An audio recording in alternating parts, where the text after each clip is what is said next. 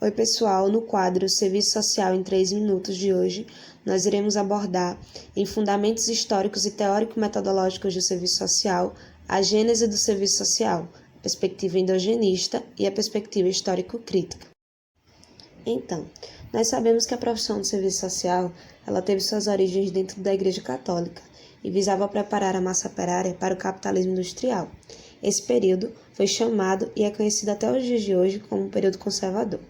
O serviço social como ação social vem nascer no Brasil somente na terceira década do século XX, em resposta à evolução do capitalismo, que vinha como influência europeia aqui no Brasil, como fruto direto de vários setores que se articulavam dentro da Igreja Católica. Nessa década, o Brasil vivia um processo inicial de industrialização de importações, e o seu contexto se situava enquanto dependente e agroexportador. Nessa época, o governo brasileiro passou a sofrer pressões da classe trabalhadora e, com o objetivo de minimizar essas reivindicações e controlar a massa, eles começaram a criar organismos normatizadores e disciplinadores, como, por exemplo, o Ministério do Trabalho. As discussões acerca da origem e legitimação do serviço social enquanto profissão convergem essencialmente para duas teses antagônicas entre si. De acordo com Carlos Montanho, existem duas teses explicativas acerca da gênese do serviço social, a perspectiva endogenista e a perspectiva histórico-crítica.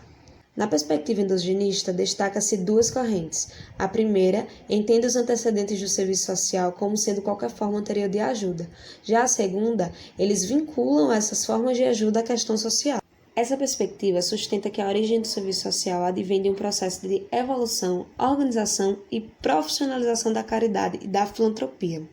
Essa visão se apresenta como particularista e focalista, o que significa dizer que não aparece análise do contexto social, econômico e político como determinante do processo de criação da profissão.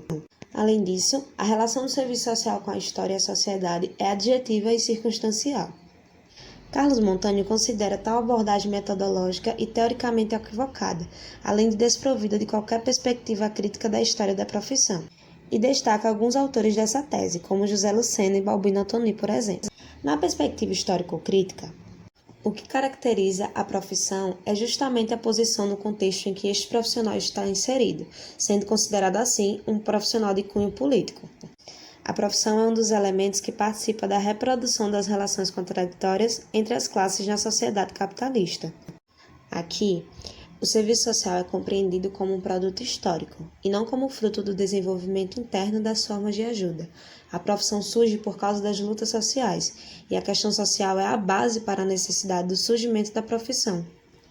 Segundo José Paulo Neto, a tese histórico-crítica afirma que é na intercorrência do conjunto de processos econômicos, sociopolíticos e teórico-culturais que se criam as condições histórico-sociais que permitem a emergência do serviço social como profissão na ordem burguesa.